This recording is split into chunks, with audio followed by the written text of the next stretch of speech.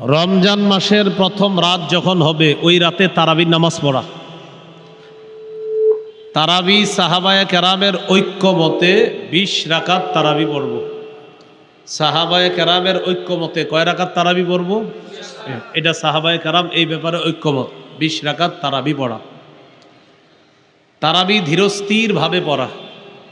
20 রাকাত তারাবি যত বেশি সময় নিয়ে পড়া যায়, ধীরস্থির ভাবে তারাবির নামাজ পড়া।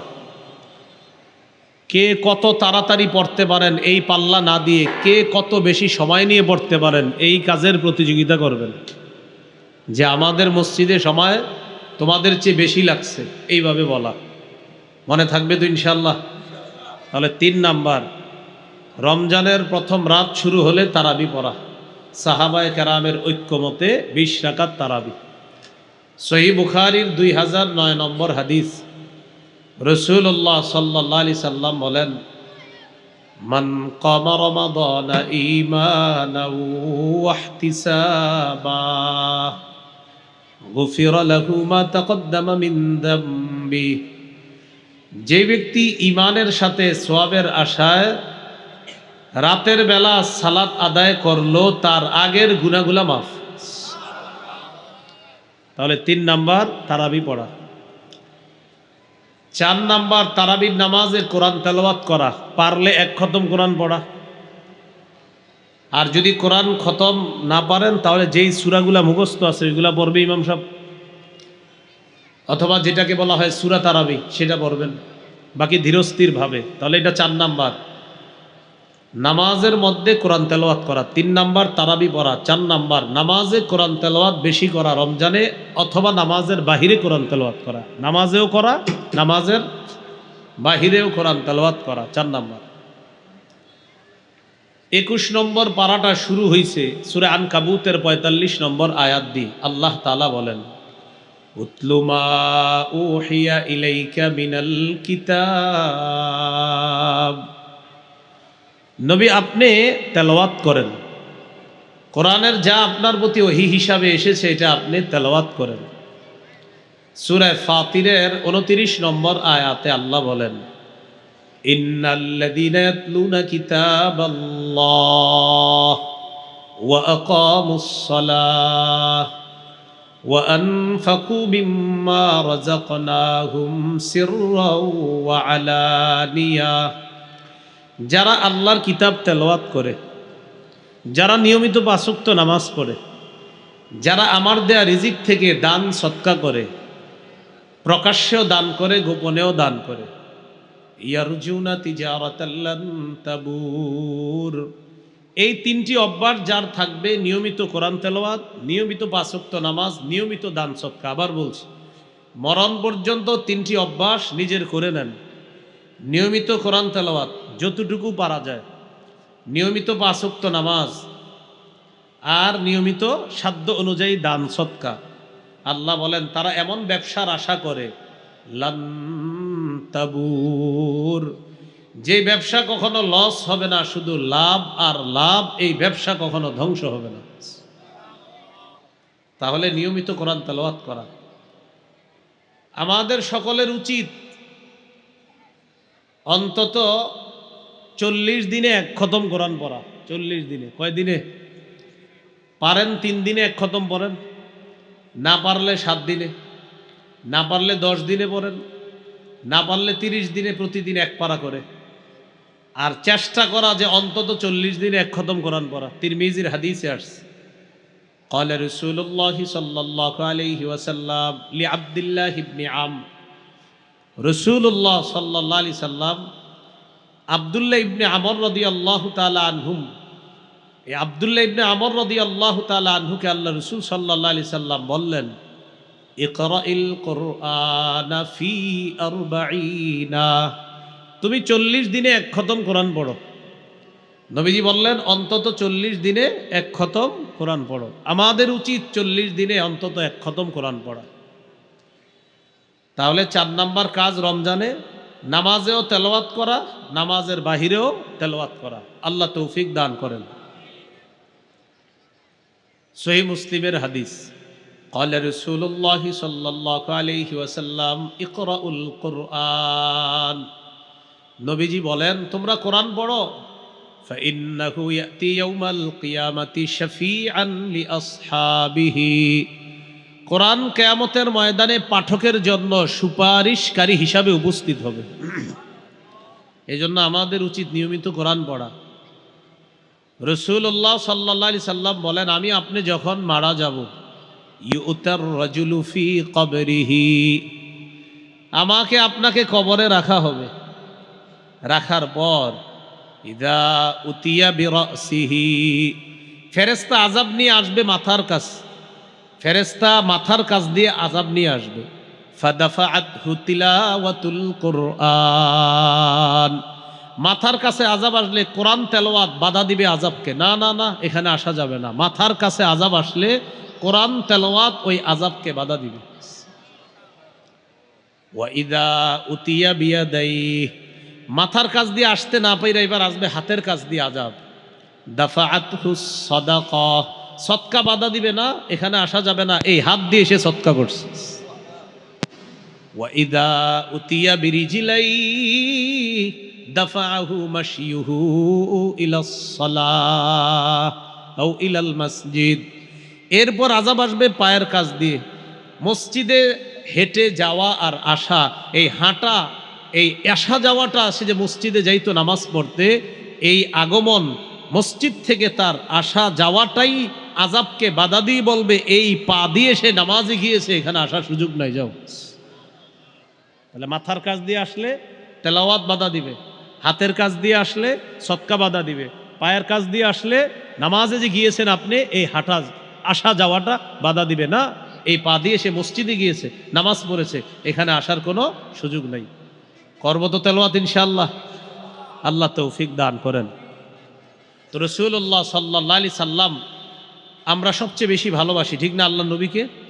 এরপরে আমরা সবচেয়ে বেশি ভালোবাসি আল্লাহকে, এরপর আল্লাহ রসুলকে, এরপর জিহাদকে আমরা সবচেয়ে বেশি ভালোবাসি। এখন আমরা কারা কারা চাই আল্লাহ এবং তার রসুল আমাদেরকে ভালোবাসুক? এটা কারা কারা চাই? কথাটা বুঝছেন? আমরা আল্লাহকে ভালোবাসি, ঠিক না, আমরা রসুলকে ভালোবাসি, ঠিক তো? আল্লাহ এবং আল্লাহ রসুল আমাদেরকে ভালোবাসুক, সবাই চাই। ক্বালা রাসূলুল্লাহি সাল্লাল্লাহু আলাইহি ওয়াসাল্লাম, মান সাররাহু আইয়ুহিব্বাহুল্লাহু ওয়া রাসূলুহু ফালইকরা ফিল মুসহাফ। কোন ব্যক্তি যদি চায় আল্লাহ এবং তার রসুল তাকে ভালোবাসুক, এই দেখেন, উনি চায় আল্লাহ এবং তার রসুল তাকে ভালোবাসুক। নবীজি বলেন ফালইকরা ফিল মুসহাফ, তাকে জানায় দাও সেজন্য কোরআন পড়ে। কোরআন পড়লে তাকে আল্লাহ ভালোবাসবে, আমি রসুলও তাকে ভালোবাসবো। কোরআন পড়া, আমরা আল্লাহকে ভালোবাসি, আমরা রসুলকে ভালোবাসি। এখন আমরা চাইতেছি আল্লাহ আর রসুলও আমাদেরকে ভালোবাসুক। নবী বলেন তুমি কোরআন পড়ো, তোমাকে আল্লাহ ভালোবাসবে, আমি নবীও তোমাকে ভালোবাসবো। তো রমজান মাসে 4 নাম্বার কাজ নামাজে কোরআন তেলাওয়াত করা বেশি বেশি, আবার নামাজের বাহিরেও কোরআন তেলাওয়াত করা। আল্লাহ তৌফিক দান করেন। কোরআন পড়ার সময় একটু সুন্দরভাবে কোরআন পড়ার চেষ্টা করব। কিভাবে? সুন্দরভাবে। আমার আগে বয়ান করছে মুফতি আরিফ জব্বার কাছে, কোরআন তেলাওয়াত খুব সুন্দর ওনার। হ্যাঁ, আরও অনেকে এরকম সুন্দর কোরআন তেলাওয়াত করতে পারে। কোরআন তেলাওয়াত সুন্দরভাবে করলে আল্লাহ তাআলা তার তেলাওয়াতটা বিশেষ রহমত দিয়ে শুনে। সহিহ মুসলিমের বর্ণনা যে নবী যখন কোরআন তেলাওয়াত করে, হাদিসে আসছে নবী যখন ইয়াতাগান্না বিল কোরআন, সুন্দরভাবে সুললিত কণ্ঠে যখন কোরআন তেলাওয়াত করে, আল্লাহ বিশেষ দয়া রহমত নিয়ে তার তেলাওয়াত শুনতে থাকে। قال رسول الله صلى الله عليه وسلم زينوا القرآن بأصواتكم। নাসাইর হাদিস 1015 নম্বর হাদিস। নবীজি বলেন জাইয়িনুল কোরআন, তোমরা কোরআনকে সুন্দর করো, বিআসওয়াতিকুম, তোমাদের কণ্ঠের সাহায্যে। এর মানে তোমরা সুললিত কণ্ঠে কোরআন তেলাওয়াত করো। সুবহানাল্লাহ। তোমরা কোরআনকে সুন্দর করো কণ্ঠের সাহায্যে, আওয়াজের মাধ্যমে। উদ্দেশ্য হলো সুললিত কণ্ঠে তোমরা কোরআন পড়ো। তাহলে একটু সুন্দরভাবে কোরআন পড়বো তো ইনশাআল্লাহ। এবার বলেন ধীরস্থিরভাবে কোরআন পড়বো, বলেন কিভাবে কোরআন পড়বো? ধীরস্থিরভাবে পড়বো। আল্লাহ তাআলা বলেন সূরা মুজাম্মিলের মধ্যে, ওয়ারাত্তিলিল কুরআনা তারতিলা। নবী আপনি ধীরে ধীরে কোরআন পড়েন, আপনি ধীরে ধীরে কোরআন পড়েন। তারাবিতে যে হাফেজ সাহেবরা কোরআন তেলাওয়াত করবে তারা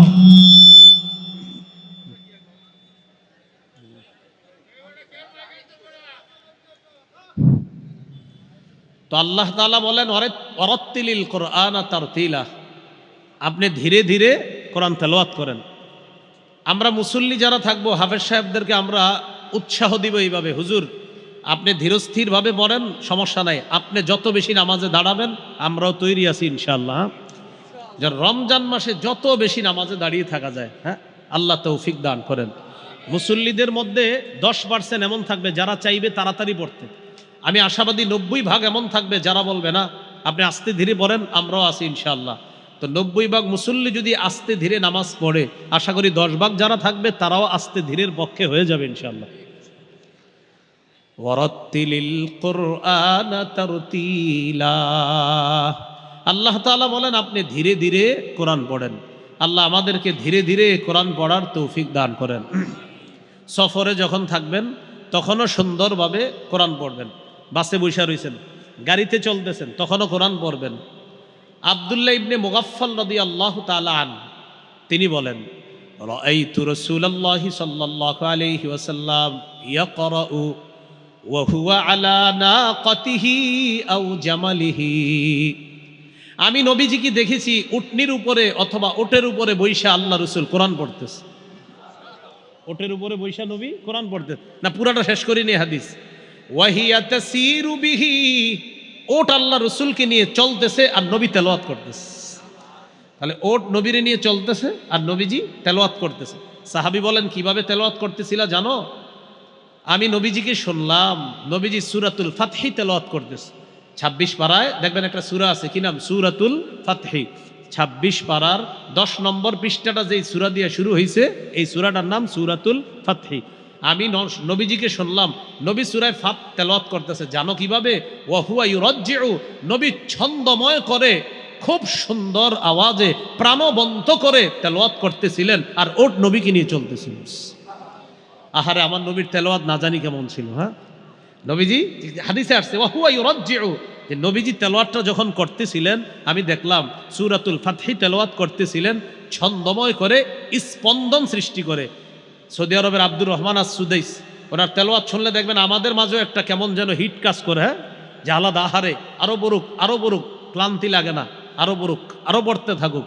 তো এইভাবে এই যুগের একটা মানুষের কোরআন তেলাওয়াত যদি এত সুন্দর হয়, যার উপরে আল্লাহ কোরআন নাজিল করেছেন তার তেলাওয়াত কত সুন্দর। নবীজি স্পন্দন সৃষ্টি করে তেলাওয়াত করতেছেন।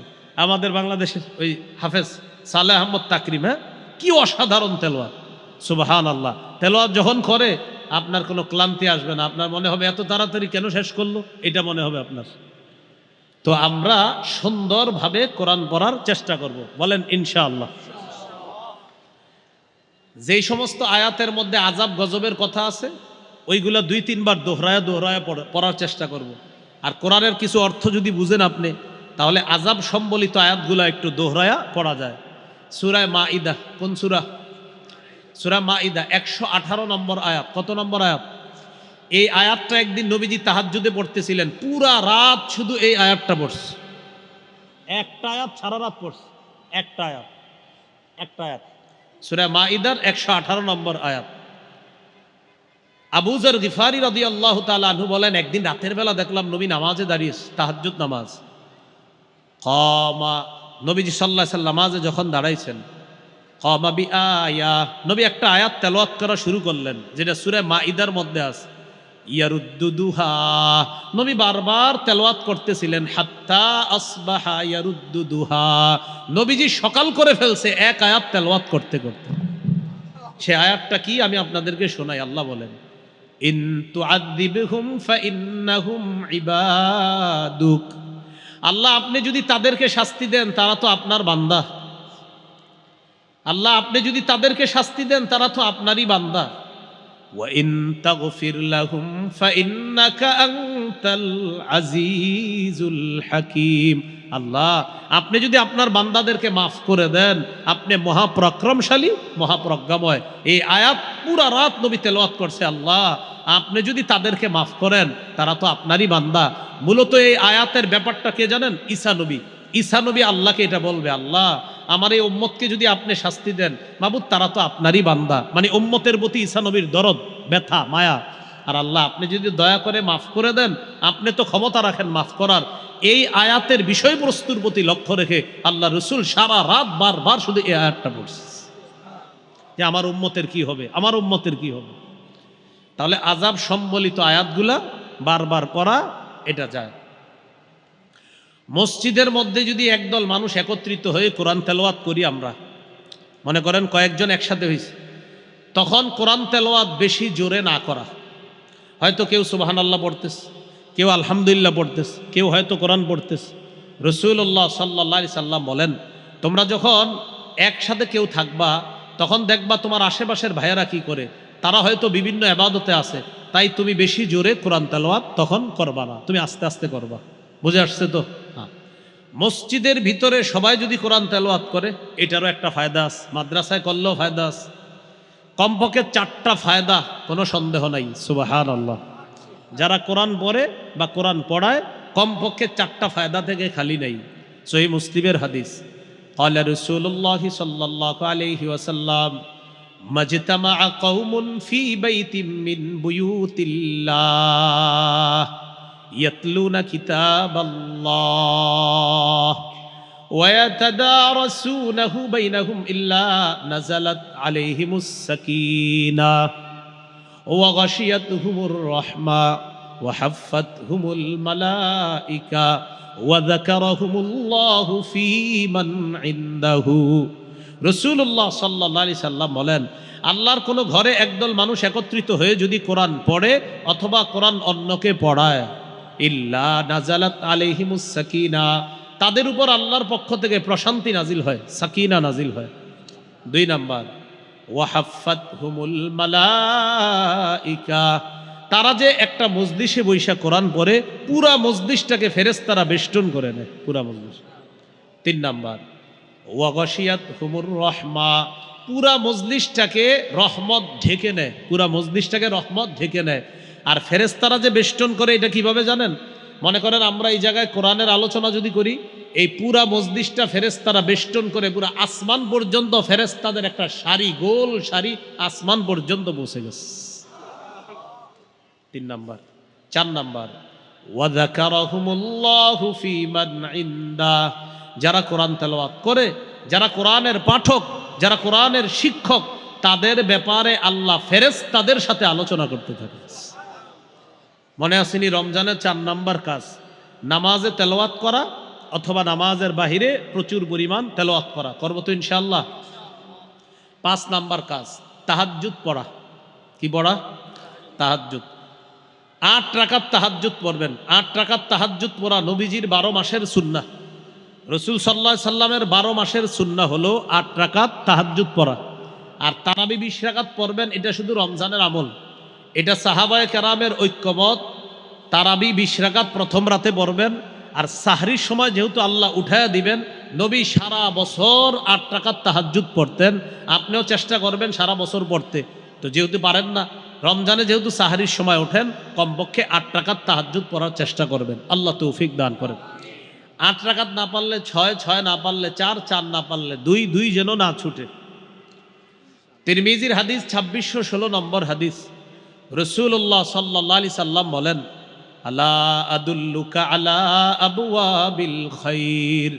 নবীজি বলেন, কল্যাণের দরজা হলো 3টা, আমি কি তোমাকে কল্যাণের দরজা সমূহের কথা বলবো না? সবক শিখি আমরা, কল্যাণের দরজা কয়টা? 3টা। 1 নাম্বার আস-সাওমুস জুন্নাহ, 1 নাম্বার কল্যাণের দরজা হলো রোজা রাখা। 2 নাম্বার ওয়াস-সাদাকাতু তুতফিউল খাতিআতা কামা ইউতফিউল মাউন নার। 2 নাম্বার কল্যাণের দরজা সদকা করা। নবীজি বলেন, পানি আগুনকে যেমন নিভিয়ে দেয়, সদকা মানুষের পাপগুলাকে ধুয়ে মুছে সাফ করে দেয়। 3 নাম্বার ওয়াসালাতুর রাজুলি মিন জাওফিল লাইল, রাতের বেলা তাহাজ্জুদ পড়া। আপনার যদি ঘরে বরকত প্রয়োজন হয়, 3 আমল বাড়ায়া দেন, রোজা রাখেন, সদকা করেন, তাহাজ্জুদ পড়েন। আল্লাহ তৌফিক দান করেন। তাহলে 3 নাম্বার আমল তারাবি পড়া, 4 নাম্বার তারাবিতেও তেলাওয়াত করা, তারাবির বাহিরেও তেলাওয়াত করা, 5 নাম্বার তাহাজ্জুদ পড়া। তারাবি 20 রাকাত পড়বো, সাহাবায়ে কেরামের ঐক্যমত এটা রমজানের আমল। আর তাহাজ্জুদ 8 রাকাত পড়বো, এটা নবীর সুন্নাহ, 12 মাসের আমল। চেষ্টা করব রমজানে আমল করতে ইনশাআল্লাহ। 6 নাম্বার, সাহারি খাবো। অনেকে পালোয়ানগিরি দেখায় সাহারি খায় না, যে আমি না খায় রোজা রাখছি। কে বলছে আপনারা না খাইতে? হ্যাঁ, এটা করবেন না, খাবেন। সহিহ বুখারীর বর্ণনা 1921 নম্বর হাদিস, আন যায়েদ ইবনে সাবিত রাদিয়াল্লাহু তাআলা আনহু قال তাসাহহারনা মা রাসূলিল্লাহি সাল্লাল্লাহু আলাইহি ওয়াসাল্লাম। যায়েদ ইবনে সাবিত রাদিয়াল্লাহু তাআলা আনহুর বর্ণনা, তিনি বলেন, আমরা রাসূলুল্লাহ সাল্লাল্লাহু আলাইহি সাল্লামের সাথে সাহরি খেয়েছি, এজন্য আমরাও কি খাবো? সাহরি খাবো। সহিহ বুখারীর 1923 নম্বর হাদিস, قال رسول الله صلى الله عليه وسلم تسحروا فإن في السحور بركتان। নবীজি বলেন, তোমরা সাহরি খাও, সাহরির মধ্যে বরকত আছে। আরেকটা গুরুত্বপূর্ণ কথা মনে রাখবো, আমরা সাহরিতে খেজুর খাবো। বলেন সবাই কি খাবো? হ্যাঁ, সাহরির সময় আমরা খেজুর খাবো সবাই, বলেন ইনশাআল্লাহ। قال رسول الله صلى الله عليه وسلم নি'মা সাহুরুল মুমিনি আত-তামার। নবীজি বলেন, সাহরির সময় খেজুর খাওয়া এটা মুমিনের কতই না উত্তম খাদ্য। ইলিশ মাছ, গরুর গোশত, মুরগি যাই খান, খেজুরও খাবেন, এটা অবশ্যই খাবেন। সাহরির সময় খেজুর খাবেন, আল্লাহ তৌফিক দান করেন। খেজুর তো 12 মাস খাওয়া দরকার। প্রতিদিন সকালে খালি পেটে 7টা খেজুর খাওয়া উচিত আমার, আপনার, সকলের, আমাদের। 7টা আজোয়া খেজুর যদি খাইতে পারেন প্রতিদিন, লাম ইয়াদুররুহু সুম্মুন, তাকে বিষও কোনো ক্ষতি করবে না। বিষ কি ক্ষতি করবে না? আবার খায়েন না, মানে বিষ কিন্তু খায়েন না, এটা গুরুত্ব বুঝাইছে রাসূল সাল্লাল্লাহু আলাইহি সাল্লাম। তাহলে খেজুর এটা নিয়মিত খাওয়া। গর্ভবতী মা বোনদেরকে খেজুর খাওয়াবেন। খাওয়ায় তেঁতুল খাওয়াবেন না, তেঁতুলে মেধা কমে, গর্ভস্থিত সন্তানেরও মেধা কমে। খেজুর খাওয়াবেন, খেজুরে মেধা বাড়বে ইনশাআল্লাহ। ঈসা নবী যখন তার আম্মার পেটে, ঈসা নবীকে আল্লাহ বললেন, ফাকুলি ওয়াশরাবি, তুমি খাও, পান করো। খাবে কি? খেজুর খাও, পান করবা, ঝর্ণার পানি পান করবা। খেজুর গাছের নিচে বসা ছিল। আমার কথা হলো, এত খাদ্য থাকতে আল্লাহ ঈসা নবীর আম্মার জন্য খেজুর নির্বাচন করলেন কেন? এখান থেকে বোঝা যায় গর্ভবতী মায়াতের খাদ্য হলো খেজুর। তেঁতুলের আচার খাইতে চাইলেও কিনে দিবেন না, খেজুর কিনে দিবেন। আল্লাহ আমাদেরকে কথাগুলা মনে রাখার তৌফিক দান করেন। 7 নাম্বার, রোজা রাখা। সাহারি খাইলেন, খাওয়ার পর রোজা রাখবেন। প্রথম রোজা শুরু হলো আপনার। সহিহ বুখারীর বর্ণনা 1901 নম্বর হাদিস, রাসূলুল্লাহ সাল্লাল্লাহু আলাইহি সাল্লাম বলেন, মান সামা রমাদানা ঈমানা ওয়া ইহতিসাবাহু মা তাকদ্দামা মিন যামবি। যে ব্যক্তি ঈমানের সাথে সওয়াবের আশায় রমজানের রোজা রাখলো, তার আগের গুনাহগুলো মাফ। 8 নাম্বার, দান করা। কি করা? দান করা। রমজানে দানের মাত্রাটা বাড়ায় দিবেন। সহিহ বুখারীর 6 নম্বর হাদিস, কানা রাসূলুল্লাহ সাল্লাল্লাহু আলাইহি ওয়াসাল্লাম আজওয়াদান নাস। এই পৃথিবীতে যত মানুষ আছে সবার মাঝে রাসূলুল্লাহ সাল্লাল্লাহু আলাইহি সাল্লাম সর্বশ্রেষ্ঠ দানশীল মানুষ ছিলেন।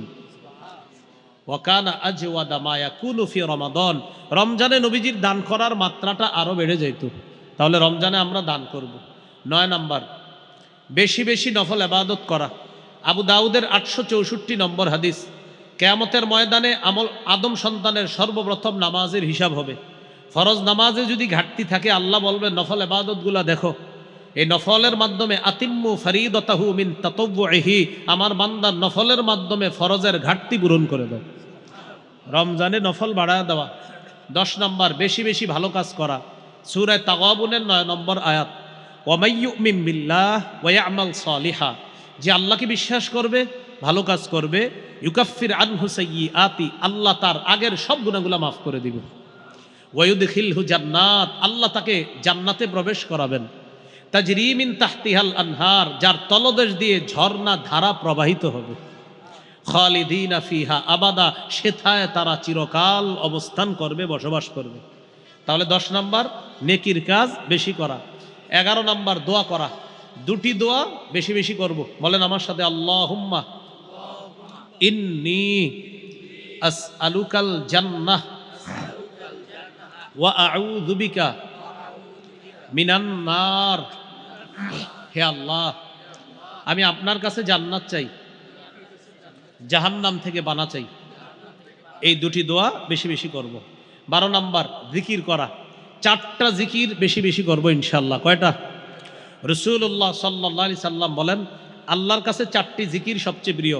সুবহানাল্লাহ, আলহামদুলিল্লাহ, লা ইলাহা ইল্লাল্লাহ,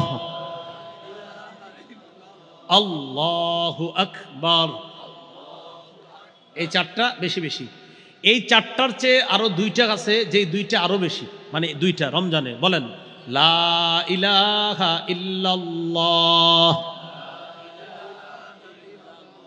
মানে এটার 4টার মধ্যে এটা হবে সবচেয়ে বেশি। কোনটা? লা ইলাহা ইল্লাল্লাহ। আর আরেকটা বলেন আস্তাগফিরুল্লাহ। আস্তাগফিরুল্লাহটা বেশি পড়া। বলেন ইস্তেগফার যত বেশি হবে গুনাহ তত বেশি ঝরবে। তাহলে ইস্তেগফার বেশি বেশি পড়া। তাহলে 12 নাম্বার জিকির করা, 13 নাম্বার ইফতার করা, 14 নাম্বার ইফতার করানো, 13 ইফতার করা, 14 ইফতার করানো। অনেক ফজিলত, করানোর মধ্যে অনেক ফজিলত। 15 নাম্বার ইফতারের সময় দোয়া করা। তিরমিজির 3598 নম্বর হাদিস। এই হাদিসে আসছে 3 ব্যক্তির দোয়া ফেরত দেওয়া হয় না। 1 নাম্বার আস-সাইমু হাত্তা ইফতিরা, রোজাদার যখন দোয়া করে তার দোয়া ফেরত দেওয়া হয় না। 2 নাম্বার ওয়াল ইমামুল আদিল, ন্যায়পরায়ণ পুরুষ শাসকের দোয়া ফেরত দেওয়া হয় না। 3 নাম্বার ও দাওয়াতুল মাজলুম, মাজলুমের দোয়া ফেরত দেওয়া হয় না। তাহলে 13 ইফতার করা, 14 ইফতার করানো, 15 ইফতারের সময় দোয়া করা, 16 শেষ দশকে ইতিকাফ করা। সহিহ বুখারীর 2033 নম্বর হাদিস। কানা রাসূলুল্লাহ সাল্লাল্লাহু আলাইহি সাল্লাম ইয়াতাকিফু ফিল আশরিল আওয়াখির মিন রমাদান, নবী রমজানের শেষ দশকে ইতিকাফ করতেন। 17 নাম্বার লাইলাতুল কদর তালাশ করা। সূরা কদরের 3 নম্বর আয়াত, লাইলাতুল কদরি খায়রুম মিন আলফি শাহ, কদরের রাত 1000 মাসের চাইতে উত্তম। রাসূলুল্লাহ সাল্লাল্লাহু আলাইহি সাল্লাম বলেন, মাইয়াকুম লাইলাতুল কদরি ঈমানা ওয়া ইহতিসাবা, যে ব্যক্তি ঈমানের সাথে এবং সওয়াবের আশায় লাইলাতুল কদর জাগ্রত হবে তার আগের গুনাহগুলা মাফ করে দেওয়া হবে। 18 নাম্বার সদকাতুল ফিতির আদায় করা। আলেমদের সাথে পরামর্শ করে সদকাতুল ফিতিরটা আমরা আদায় করে দিব। সংক্ষেপে 18টা কথা বললাম, আমরা মনে রাখবো ইনশাআল্লাহ। আল্লাহ তাআলা আমাদের সকলকে যে কথাগুলা শুনলাম বললাম আমরা যেন আমল করতে পারি, আল্লাহ তৌফিক দান করেন। 6টা বর্জনীয় আছে, সংক্ষেপে বলে ফেলি। 6টা বর্জনীয়। 1 নাম্বার ঝগড়া বর্জন করা, 2 নাম্বার অনর্থক কথা বর্জন করা, 3 নাম্বার মিথ্যা বর্জন করা, 4 নাম্বার গীবত বর্জন করা, 5 নাম্বার লৌকিকতা বর্জন করা, 6 নাম্বার অপচয় বর্জন করা। 1 নাম্বার ঝগড়া বর্জন করা, 2 নাম্বার অনর্থক কথা বর্জন করা, 3 নাম্বার মিথ্যা বর্জন করা, 4 নাম্বার গীবত বর্জন করা, 5 নাম্বার লৌকিকতা বর্জন করা, 6 নাম্বার আপনার অপচয় বর্জন করা। অপচয় করা যাবে না। এই 6টা সংক্ষিপ্ত কথা। আরও ইনশাল্লাহ দেখেন কোথাও কোথাও পেয়ে যাবেন আলোচনায়। 6টার বিস্তারিত পাবেন আর ওই 18টারও বিস্তারিত পাবেন। এখানে আমরা সংক্ষেপে জানলাম। আল্লাহ আমাদের সকলকে যে কথাগুলো শুনলাম বললাম আমল এবং বর্জনগুলা বর্জন করার তৌফিক দান করেন। আচ্ছা, যতটুকু সময় পান, আমি গাড়িতে যাইতে যাইতে যে কারো যদি মিম্বরের আমানত প্রয়োজন হয় 1 থেকে 8 খণ্ড এই আজকের আলোচনা সহ জবানের হেফাজত ইত্যাদি সহ আলোচনাগুলা পাবেন। 1 থেকে 8 খণ্ড, মিম্বরের আমানত, সন্তানের অধিকার, জবানের হেফাজত, শিরিক বেদাত কুফর তাওহীদ, নামাজ, লা ইলাহা ইল্লাল্লাহর ব্যাখ্যা, নামাজের মাসাইল এবং পাক নাপাকের মাসাইল। গাড়িটা কোথায় আছে আমার জানা নাই, যদি আশেপাশে থাকে সংগ্রহ করতে পারেন। আসসালামু আলাইকুম।